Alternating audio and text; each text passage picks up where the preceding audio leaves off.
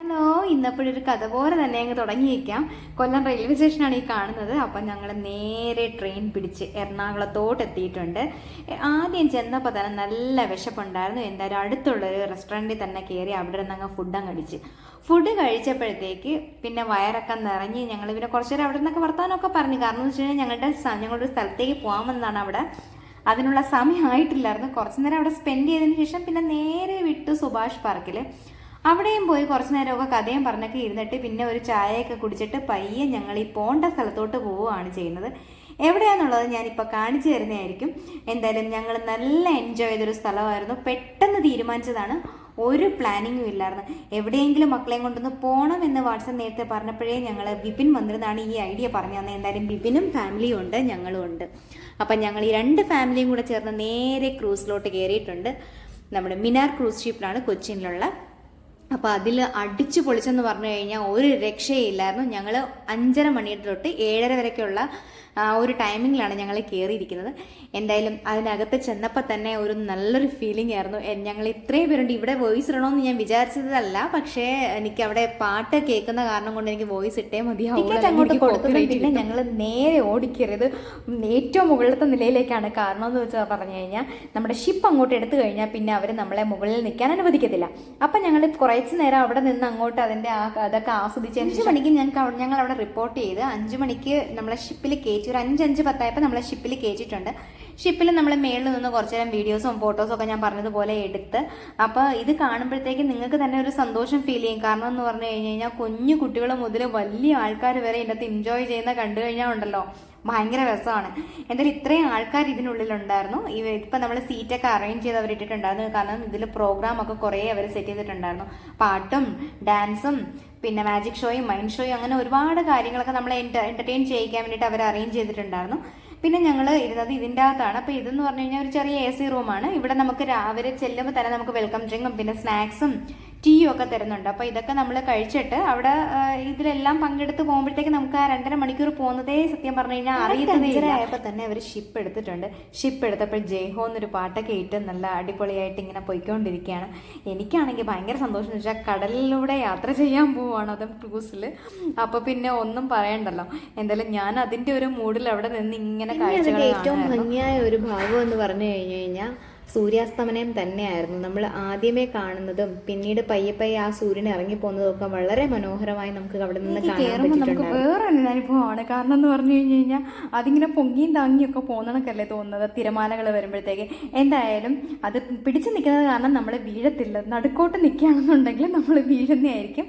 അല്ലെങ്കിൽ പിന്നെ ബാലൻസ് വേണം. ഈ വെള്ളം ഇങ്ങനെ പോകുന്നതിനനുസരിച്ച് ബോട്ടും അല്ലെങ്കിൽ ഷിപ്പും ഇങ്ങനെ പോകുമല്ലോ. എന്തായാലും നല്ലൊരു അനുഭവം തന്നെയായിരുന്നു നമുക്ക് പോകുന്നത്. ഇങ്ങോട്ട് പറ. ഇഷ്ടപ്പെട്ട എത്ര ഇഷ്ടപ്പെട്ടു? 3-2 തവണ ഇഷ്ടപ്പെട്ടു.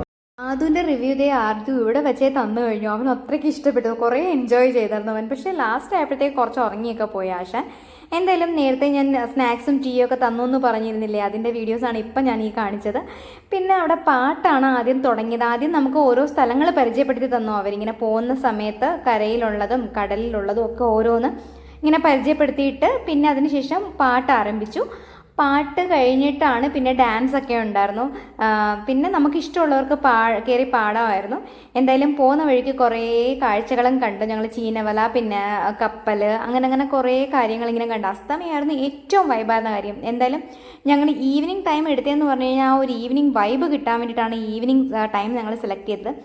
ഉച്ചയ്ക്ക് വേണമെങ്കിൽ ലഞ്ചിനൊപ്പം നമുക്കിത് എടുക്കാവുന്നതാണ്. പക്ഷേ ആ ഒരു വൈബിന് ഞങ്ങൾ ഈവനിങ് ടൈം സെലക്ട് ചെയ്തു. അപ്പോൾ ഉച്ചയ്ക്കുള്ളതിന് 1000 റുപ്പീസ്, ഈവനിങ് ഉള്ളതിന് 750 ആണ് പെർ ഹെഡിന് വേണ്ടിയിട്ട് കൊടുക്കേണ്ടത്.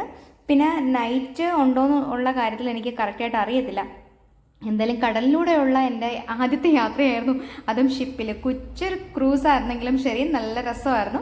പിന്നെ മീനൊക്കെ ആണെങ്കിൽ ഇങ്ങനെ ചാടി പോകുന്നത് കാണുമ്പോഴേ നല്ല ഭംഗിയായിരുന്നു. കൊച്ചു മീനുകളിങ്ങനെ അവിടെ നിന്ന് ഇവിടെ നിന്ന് ഇങ്ങനെ ചാടി പോയിക്കൊണ്ടിരിക്കുകയായിരുന്നു. പിന്നെ ഏറ്റവും നല്ലൊരു കാര്യം എന്ന് പറഞ്ഞാൽ നമ്മുടെ വീനസ് അമ്മാവനെ കാണാൻ പറ്റി എന്നുള്ളതാണ്. അതായത് അന്നത്തെ ദിവസം ചന്ദ്രൻ്റെ അടുത്തായിട്ട് ഇങ്ങനെ വീനസ് അമ്മാവൻ വന്ന് നിൽപ്പുണ്ടായിരുന്നു. എന്തായാലും ചന്ദ്രനെയും വീനസിനെയും കൂടെ ഒരുമിച്ച് കണ്ടു. അതും ഇച്ചിരി വീഡിയോ ഒക്കെ എടുത്ത് പിന്നെ നമ്മുടെ കടൽക്കാക്കയും പരുന്തും ഒക്കെ ഇങ്ങനെ ഒരുപാട് പറക്കുന്നുണ്ടായിരുന്നു. എന്തായാലും നല്ലൊരു വേറിട്ട അനുഭവമായിരുന്നു കടലിലൂടെ യാത്ര ചെയ്തപ്പോഴത്തേക്ക്. നല്ലൊരു എക്സ്പീരിയൻസ് ആയിരുന്നു. എന്തായാലും ഇത് ഞങ്ങളുടെ മറക്കാനാവാത്ത ഒരു യാത്രയായിരുന്നു. കാരണം എന്ന് വെച്ച് കഴിഞ്ഞാൽ കുട്ടികളുമായിട്ട് നല്ലതുപോലെ എവിടെയെങ്കിലും പോയൊന്ന് എൻജോയ് ചെയ്യണമെന്ന് ഞങ്ങൾക്ക് വലിയ ആഗ്രഹമായിരുന്നു. പക്ഷെ ഒന്നും മോൻ്റെ എക്സാം കാരണം ഒന്നും നടന്നിട്ടില്ലായിരുന്നു. എന്തായാലും ഇപ്പോഴാണ് പെട്ടെന്ന് തീരുമാനിച്ച് പെട്ടെന്ന് പോയി. അതാണ് പ്ലാൻ ചെയ്യാതെ പോകുമ്പോൾ ഉള്ള കാര്യങ്ങൾ വേഗം നടക്കുമെന്ന് പറയുന്നത്. പിന്നെ ഏറ്റവും ലാസ്റ്റ് ഇവർ അറേഞ്ച് ചെയ്തിരുന്നെന്ന് പറഞ്ഞു കഴിഞ്ഞാൽ ഈ DJ പാർട്ടി ആയിരുന്നു. നമ്മുടെ ബോട്ട് കറക്റ്റ് 7:30 കരയിലേക്ക് കൊണ്ടുവരും. അപ്പോൾ അതിനു മുമ്പേ DJ പാർട്ടി ഉണ്ട്. അത് ഏറ്റവും താഴെയാണ് അവർ അറേഞ്ച് ചെയ്തേക്കുന്നത്. അവിടെ അടിപൊളിയായിട്ട് നല്ല സൂപ്പറായിട്ട് എല്ലാവരും ഡാൻസ് കളിച്ച് ആർമാദിച്ചു എന്ന് വേണമെങ്കിൽ പറയാം. ഡാൻസ് എന്ന് പറഞ്ഞാൽ ഒരു രക്ഷയില്ലാതെ എല്ലാവരും കിടന്ന് ഭയങ്കര ഡാൻസ് കളിയായിരുന്നു. പിന്നെ അവിടെ നിന്ന് ഒരു 7:30 ആയപ്പോഴത്തേക്ക് കറക്റ്റായിട്ട് ബോട്ട് ഞങ്ങളെ കരയ്ക്ക് കൊണ്ട് അടുപ്പിച്ചിട്ടുണ്ട്. ഡാൻസ് ഒക്കെ കളിച്ച് വളരെ ക്ഷീണിതയായിട്ട് എൻജോയ് ചെയ്തിട്ട് അങ്ങനെ കയറി വരുന്നുണ്ട്. എന്തായാലും ഞങ്ങൾ വന്ന ഷിപ്പാണ്. അങ്ങനെ വളരെ ക്ഷീണിതയായി ഞങ്ങൾ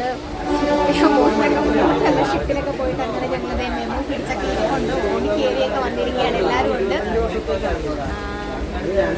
ബാവയുണ്ട്, മോള്